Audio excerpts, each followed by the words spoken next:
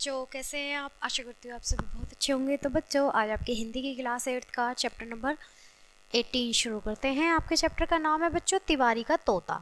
ठीक है, सबसे पहले हम पाठ का परिचय पढ़ेंगे। मनुष्य कभी कभी आत्म अभिमान और स्वतंत्रता प्रेम को भूल जाता है। उसे गुलामी मिलने वाले सुख पसंद आने लगते हैं। यह मनुष्य की सबसे बड़ी भूल है। प्रस्तुत कहानी के लेखक श्री सुदर्शन ने दो तोतों की बातचीत के माध्यम से इस तथ्य पर प्रकाश डाला है। आजाद तोता गुलाम तोते की भूल दिखाकर उसे आजाद हो जाने का संदेश देता है। गुलाम तोते का पार्थिविक शरीर मर जाता है, किंतु आत्मा स्वतंत्र हो जाती है, यानी आत्मा जो है वो आजाद हो जाती है। चलिए पाठ को शुरू करते हैं बच्चों। काशी की पवित्र नगरी में एक पंडित तिवारी रहते थे, जिनके पास एक तोता था और यह तोता तिवारी के पिंजरे में रहता था। तिवारी का दिया हुआ दान खाता था और उसके घर वालों से तिवारी की जुबान में बातें करता था। एक दिन एक जंगली तोता आकर उसके पिंजरे के सामने बैठ गया और बोला, क्यों भाई पंछी, तू कौन है जिसकी सूरत मुझसे मिलती है? जब वो पिंजरे वाला तोता था तो उसके पास एक जंगली तोता आ गया और वो उससे बातें करने लगा कि भाई तू कौन है, मेरे जैसा है बिल्कुल, जिसका स्वभाव मुझसे नहीं मिलता और जिसे किसी ने यहाँ कैद कर रखा है। अब पिंजरे का जो तोता है वो जवाब देता है कि मैं तुझ जैसा तोता हूँ और मेरा रंग भी तेरे रंग की तरह हरा है और मेरी चोंच भी तेरी चोंच की तरह मोटी है, किंतु फर्क यह है कि तू जंगल में रहता है और मैं इस मकान में रहता हूँ। मेरा मकान मजबूत और तेरे जंगल में खतरे हैं। जंगल का तोता बोला, तुझ पर लानत है, तेरी आजादी का रंग मुर्दा हो चुका है और तेरी आंखें अंधी हो गई हैं, वरना तू इस पिंजरे की तारीफ न करता। जिसने तेरी देह को ही कैद नहीं किया, यानी जिसने तेरे शरीर को देह को कैद नहीं किया, तेरी आत्मा को भी कैद कर लिया है। मैं तुझे जंगल से बताने के लिए आया हूँ कि तू अभागा है। मैं तुझे जंगल से ये सारी बातें बताने के लिए आया हूँ कि तू बहुत अभागा है। पिंजरे का तोता बोला, मेरी बातें मेरी समझ में बाहर है, यानी तेरी जो बातें हैं वो मेरी समझ से बाहर हैं, फिर भी मैं तेरी बातों को अपने दिल में टटोलूंगा। तू मुझे समझा मैं क्यों अभागा हूँ और मैं कौन सा दुर्भाग्य हूँ। जैसे मेरी आंख नहीं देखती, मतलब ऐसी कौन सी चीजें हैं जो मेरी आंखें नहीं देख पा रही हैं, तू मुझे बता।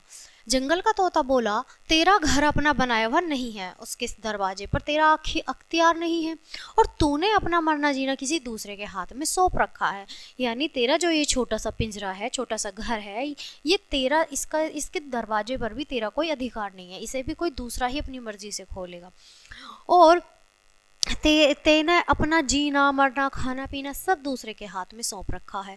यह तेरा दुर्भाग्य नहीं तो और क्या है, मगर तेरा इससे कोई बड़ा दुर्भाग्य यह है कि तूने कभी खुले आसमान तले पंख नहीं फैला कर देखे, कभी तूने खुली हवा में सांस नहीं ली और कभी अपने रास्ते पर नहीं ढूंढे। तूने कभी मौत का सामना नहीं किया, इसलिए तूने कभी जीवन के मजे नहीं लूटे। तू हर समय अपने मालिक के मुंह की तरफ देखता है और तेरे लिए तेरी मर्जी कोई चीज नहीं है, तेरी मर्जी वह है जो तेरा मालिक चाहे।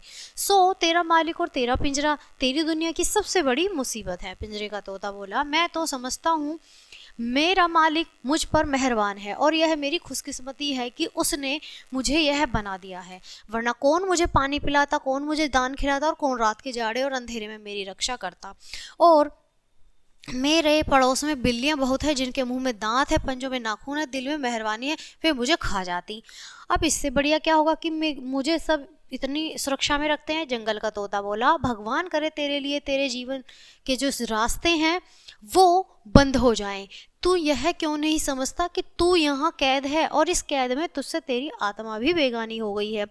पिंजरे का तोता बोला, मैं कैदी नहीं हूँ, मैं जब चाहूँ पिंजरे में घूम सकता हूँ, पंख फैला सकता हूँ, सीटें बजा सकता हूँ, मुझे कोई नहीं रोकता, मेरे पिंजरे में मेरा राज है। फिर मैं क्यों कर मान लूँ कि मैं गुलाम हूँ और मेरा घर मेरा कैद खाना है? मैं ऐसे कैसे मान लूँ, क्योंकि इसमें मैं जो चाहे जो मर्जी वो कर सकता हूँ। जंगल का तोता फिर जवाब देता है कि इसलिए कि तू मालिक की बात सुनता है और मालिक की बोली बोलता है। सिर्फ एक दिन अपने मालिक की बात ना सुन और उसकी बात का उसकी बोली में जवाब ना दे और फिर देख क्या होता है। पिंजरे का तोता बोला, बहुत अच्छा, मैं आज किसी की बात न सुनूंगा, सिर्फ अपने मन की बात सुनूंगा और आज मैं किसी की बोली न बोलूंगा, सिर्फ अपनी बोली बोलूंगा जो मेरे माँ बाप बोलते थे, जो तू बोलता है, जो मेरे मांस और हड्डियों की बोली है। इसके बाद सब जंगल का तोता दूसरे दिन आने की प्रतिज्ञा करके चला गया। पिंजरे का तोता हैरान था और वह हैरानी से उसके दिल पर और आंखों की पलकों पर छाई हुई थी। और जब पंडित तिवारी का बेटा वहां आकर तोते से बातें करने लगा तो तोते ने उसकी बात का जवाब नहीं दिया और अपने दिल में कहा, मैं इसकी बात का क्यों जवाब दूं, मैं क्या इसका गुलाम थोड़ी हूं।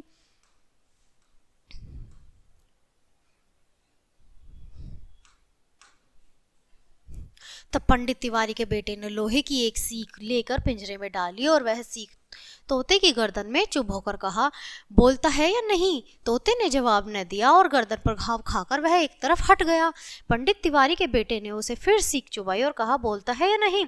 तोते ने अब भी जवाब नहीं दिया और वह छाती पर घाव खाकर दूसरी तरफ हट गया। पंडित तिवारी के बेटे ने तोते को बार बार सीख चुभाई और तोते ने हर बार उसकी बात का आदमी की बोली में जवाब देने से इनकार किया और वह अपने शरीर पर घाव खाता रहा। दूसरे दिन जब जंगल का आजाद तोता पिंजरे के कैदी तोते से मिलने आया तो वह पिंजरे का तोता मरा पड़ा था और उसके कैद खाने का दरवाजा खुला था। जंगल के तोते ने अपनी जंगल की बोली में कहा, जब गुलाम अपने मालिक की बात नहीं सुनता तो उसका यही हाल होता है। पंडित तिवारी ने अपने बेटे से कहा, इस जंगली तोते को गुलेल से मारकर उड़ा दो, हमारा तोता इसी ने मारा है। मरे हुए तोते की आत्मा ने कहा, इस जंगली तोते को चूरी दो, इसने एक कैदी को छुड़ाया है और इस मुर्दे को जिंदा किया है। तो बच्चों, ये बहुत प्यारी सी कहानी थी। ये किन्होंने लिखी है, आइए एक बार इनका परिचय पढ़ लेते हैं लेखक का। सूरदास जी का जन्म, सुदर्शन जी का जन्म, पूरा नाम जो है पंडित बद्रीनाथ है। सुदर्शन जी जो हैं उनका नाम पूरा पंडित बद्रीनाथ है और इनका जन्म जो है वो 1896 ईस्वी में सियालकोट पाकिस्तान में हुआ था। प्रेमचंद के बाद हिंदी कहानी जगत में आदर्शवादी यथार्थ लेखन में सहसा उनकी ही नाम ओटो पर आता है। इनकी कहानी कला पर प्रेमचंद का सांगोपांग दिखाई पड़ता है। ये हिंदी और उर्दू के जाने माने लेखक माने जाते हैं। इन्होंने अनेक कहानियां, नाटक और फिल्मी कथाएं लिखी हैं। सुदर्शन सुधा, 4 कहानियां, नगीने, पत्थरों का सौदागर, सिकंदर नाटक आदि इनकी लोकप्रिय रचनाएं हैं। इनके साहित्य का मुख्य स्वर सुधारवाद का है और कहानियों में भी आदर्श की कामना है। इनकी भाषा शैली, वाक्य विन्यास एवं स्थापना लगभग प्रेमचंद जैसी ही है। सन 1947 में इनका देहावसान यानी देहांत हो गया था। तो बच्चों, कैसा लगा पाठ? मैं आशा करती हूँ पाठ बहुत अच्छे से समझ में आया होगा और अच्छा भी लगा होगा।